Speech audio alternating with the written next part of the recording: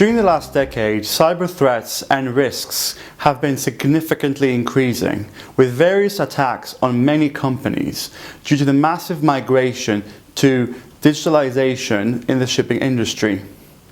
PIMCO recently published a new cybersecurity clause, which however uses broad and generic language and provides no specific guidance on the standard of cybersecurity. Meanwhile, the new Ecoterms 2020 do not address the issue at all, despite market expectations. For now, it is up to companies and the market to deal with cyber threats while setting a standard of cybersecurity in their commercial dealings. Us at Dickinson, we have a growing expertise in cyber issues, advising on various issues from prevention to contractual drafting and disputes relating to cybersecurity and cyber attacks.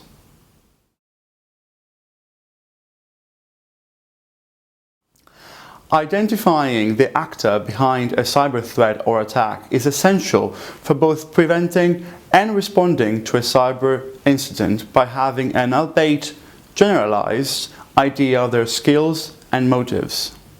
The cyber risk is specific to each company or trade, while the cyber threat landscape continues to evolve with new threats emerging almost daily.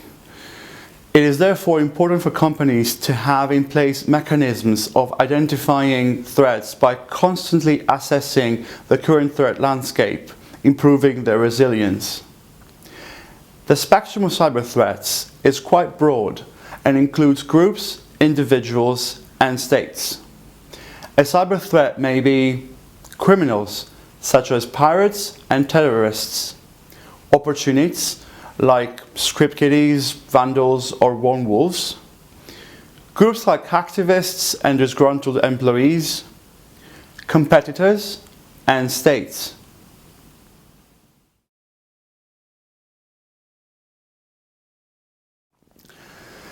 Now that we have discussed identifying threats, it is vital to discuss the possible types of cyber attacks. In general, there are two types of cyber attacks: untargeted cyber attacks and targeted attacks. On the one hand, an attack is deemed untargeted when a company and/or vessel is one of the numerous possible targets. Such attacks will aim to discover and exploit widespread vulnerabilities that may exist in a company's and/or vessel's systems or networks. Some examples of the most common tools and techniques used for untargeted attacks are some type of malware, including trojans, ransomware, spyware, worms. Also phishing, usually through emails, but also texts and other means. Waterholing, which is a technique of establishing a fake website or compromising a genuine website to exploit visitors. And scanning, which is attacking random portions of the internet. On the other hand, an attack is deemed targeted when a company and/or vessel is the intended target. Target attacks are usually more sophisticated as the aim of the attack is very specific, allowing for tools and techniques to be specifically developed and tailored for targeting specific systems and networks.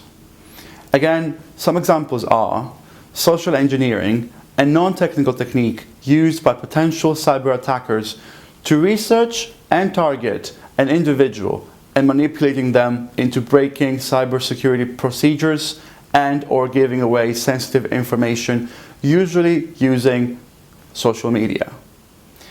Another one is denial of service, which is used to tie up the website's resources so that the user who needs to access it cannot do so. Spear phishing, which is like phishing, but it targets a specific individual. And of course, just plain brute force, an attack trying many passwords with the help of eventually guessing correctly.